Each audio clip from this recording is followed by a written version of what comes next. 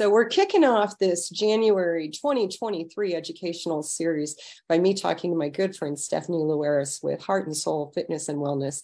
Happy New Year, Stephanie. So glad you're the first. And that was on purpose. I know, you are so good about when I say, hey, we got this thing that we're doing, boom, Stephanie's going to be the first one there.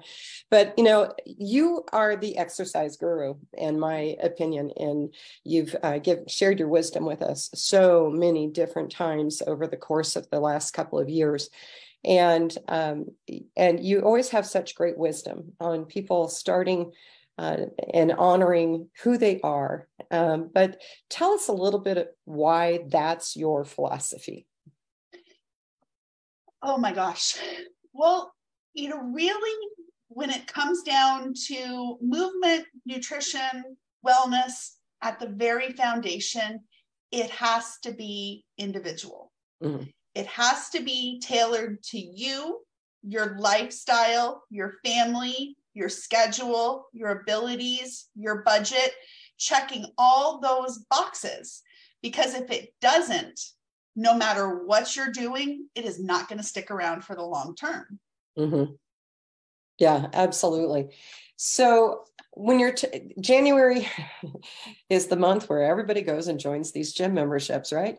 $10 a month, cancel anytime you want, except you forget that it's coming out of your checking account and you're paying for it for a lot longer than that, right? But why is it a bad idea to just, hey, I'm going to sign up for a gym and then you're there and doing it? Why is that a bad idea to just rush in? Well, a lot of it comes from the New Year's resolution syndrome, mm-hmm. which my intent on being first was because I am the resolution party pooper.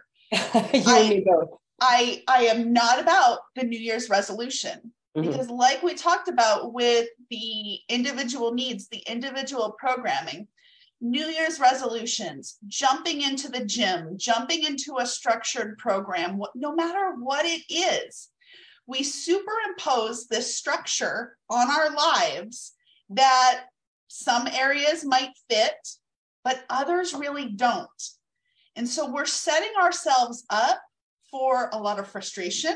Mm-hmm. And then when all the pieces start to crumble, it might be a week, it might be a month, it might be 6 months. Mm-hmm. But as those pieces crumble, we completely abandon that resolution. And it's another thing to stick up on the shelf and be like, no, that didn't work.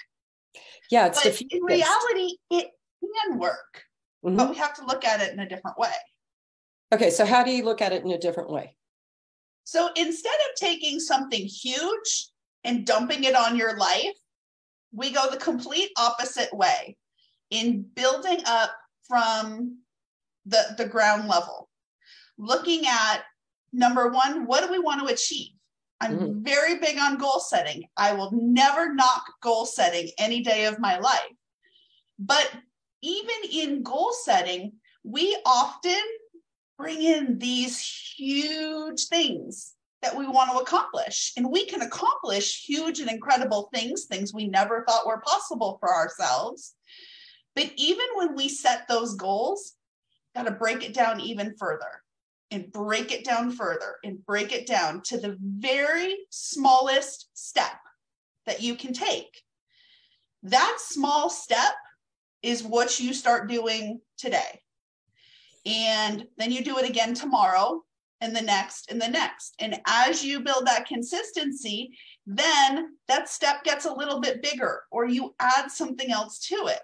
Instead of running to the gym on January 1st, doing a 60-minute workout and you can't move on January 2nd, it really helps to take a look at, what is my fitness level? What am I capable of?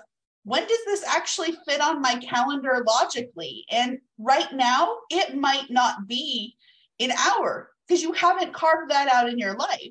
Mm-hmm. But you might have 20 minutes to start to look at, what am I capable of? What do I enjoy? What am I going to continue doing for the long term? So where do you suggest somebody start? The first place to start is, what is it that you want to do? Mhm. You know, it's a very popular thing to run out and get the gym membership, Mhm. but is the gym the most ideal place for you? Mhm. For a large number of people, being in a larger gym setting, there's a lot of smaller boutique type gyms and studios out there, Mhm. but being in a large public place with maybe equipment you've never used, around people that look like you, don't look like you, that can be really daunting. Yeah. So first it's figuring out what do you want to change? What do you want to achieve? What do you want to strive for? Mhm. And it might be something around weight or a particular Mhm. health outcome, or just wanting better balance and stability, or to not, creak and crackle when you move. There's a lot of different reasons why we start exercise. Right. Yeah. And then realistically looking at what is my ability level? Can I walk into a gym and do a workout independently? Do I even know what I'm doing? Mhm.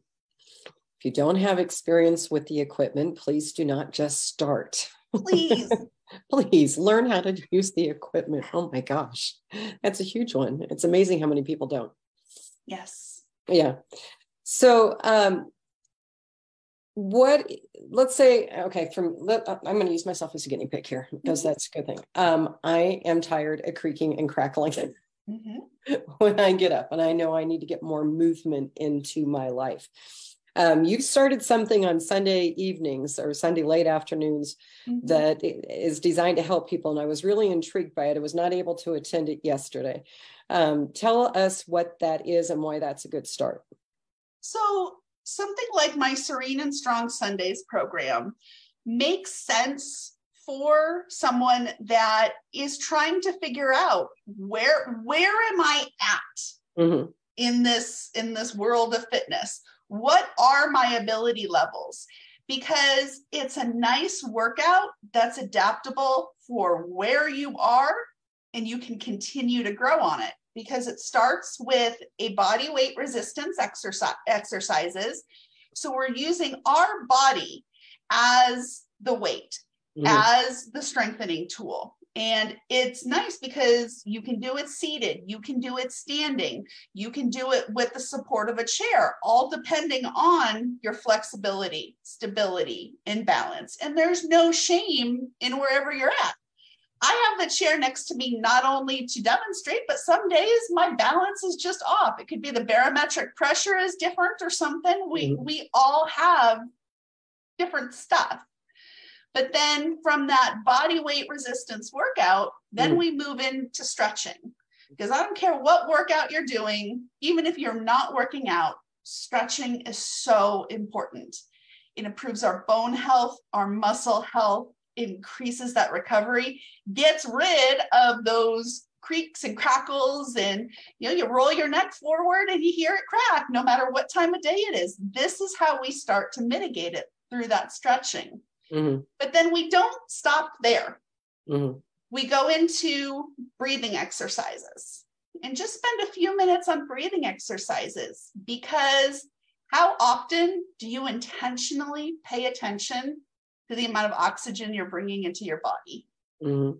That in itself is an intentional and healthy practice every single one of us on the planet should be working on.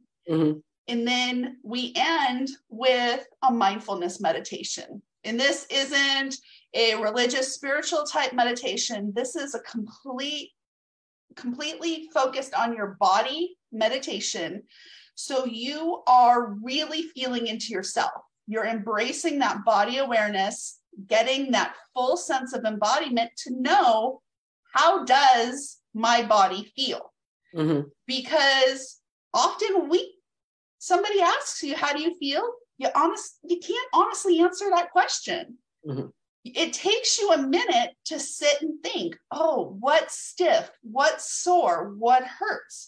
So we end with this this mindfulness meditation to really look at, how does my body feel right now? What do I need to focus on going forward? I think that's great. So we've got the stretching, you've got the breathing, and you've got the meditation. And that's a good way to get started and to set the foundation for your own workout plan. And I know you have this class for something like $10 a week or something like that. That's awesome. Awesome. Awesome. Well, I'm going to ask you to make sure that you put in the Facebook Live comments a link so that people can find it. So you guys can join me there next week. Absolutely. And we have a comment over on Facebook Live. Our friend Betsy says, I started very easy last year with standing and easy walking around the laundromat. Perfect. Yes. I try to move a little bit each day. Sometimes it's a standing hip rotation because that helps my sciatica. Thank you for the mindfulness focus. Absolutely. Absolutely. I started something a few months ago as well. And that's when I'm standing in the kitchen waiting for something, pot to boil, whatever it may be. I'm actually doing push-ups against the counter and just breathing and doing the push-ups. My husband looked at me like, what are you doing? I said, well, it's going to help with the back. I know it will. It is. It's going to help your back. It's going to help your core. It's going to help your arms and your shoulders and so much. Those push-ups are amazing. Yeah. And it's just against the counter while I'm standing there, and so it's not a huge resistance, but at least I'm moving. I'm doing something instead of just standing there, waiting. And that's the thing is a lot of times we discount the modifications of exercise. Like everyone's concept of a push-up is down on the floor, something that's very difficult that we have horrible memories from gym class. I know. I hate it. But when you start that push-up upright, it's the least amount of pressure your body's putting on it. And then you just start to move your feet away from the wall, the couch, whatever you're using, you're adding more resistance. That's how we build that strength. So ultimately someday you may end up on the floor, but it's gradually bringing it in. You're not going to do 10 push-ups and feel like you're going to die, but it's appropriate for where you're at.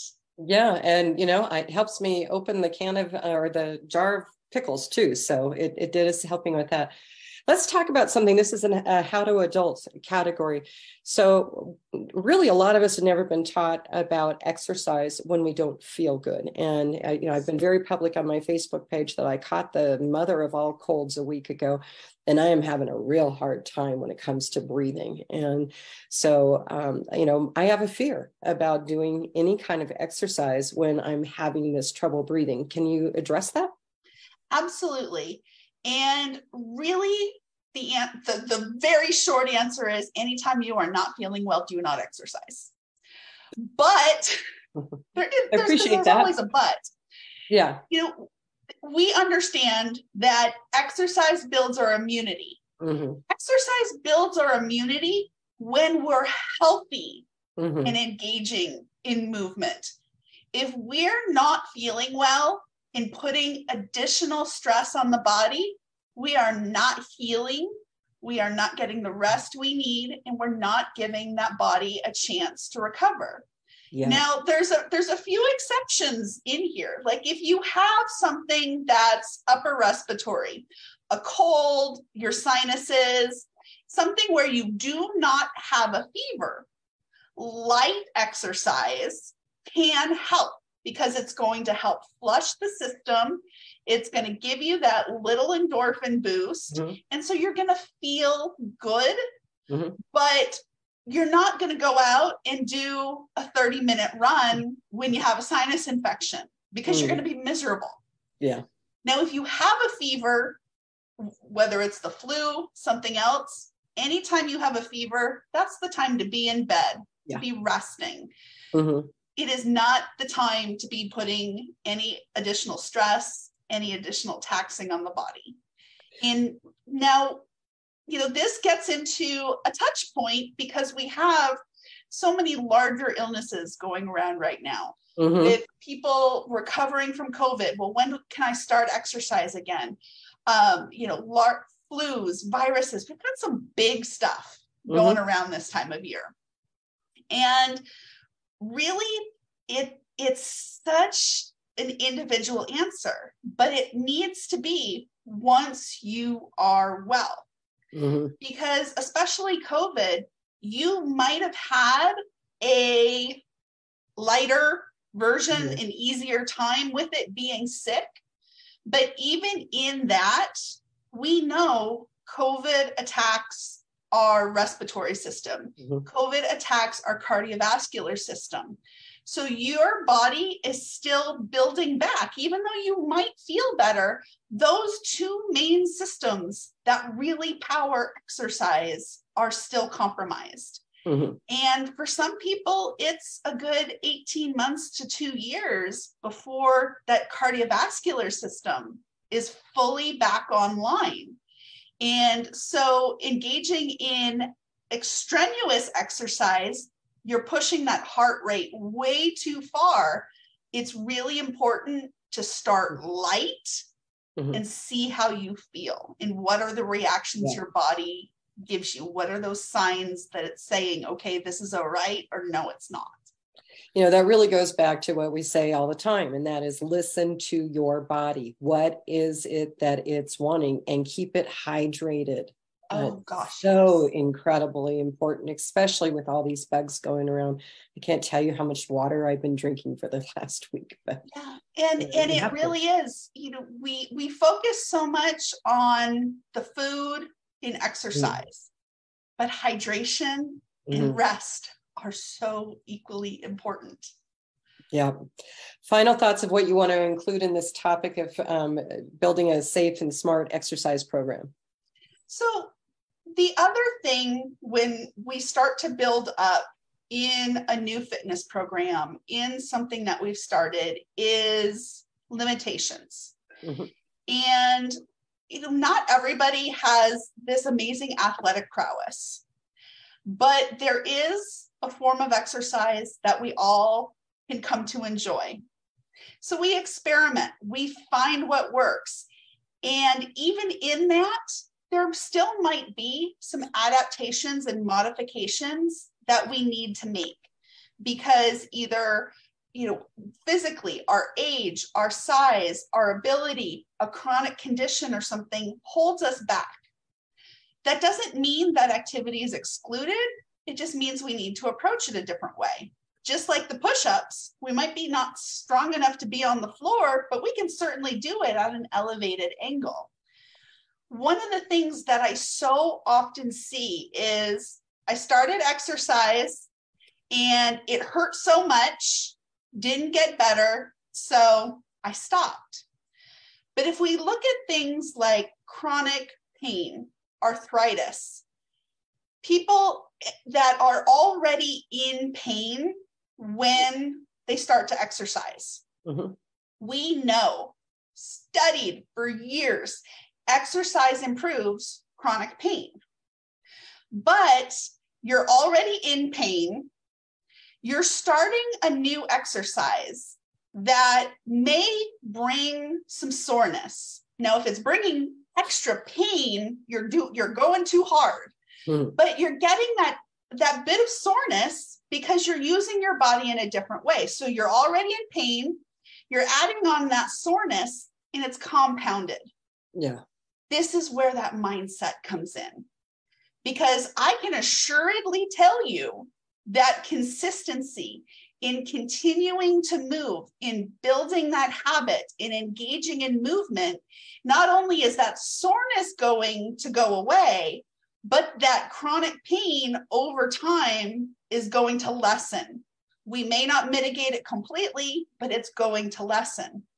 The hard part is, again, everyone being individual. I can't tell you if it's going to be 3 weeks or 3 months till you start to really reap the benefit of that lessened pain. So that's where we have to have that constant reminder of it will get better, even to the point of having the accountability, someone around us to support us that, yes, we're doing this correctly. What we're experiencing is normal, and this isn't going to last forever. It will get better. Sage advice. And I appreciate it immensely, you sharing your wisdom in this How to Adult, No Matter Your Age series about getting started on the exercise programs. It's been absolutely fantastic, Stephanie. I always enjoy having you as a guest. Bye.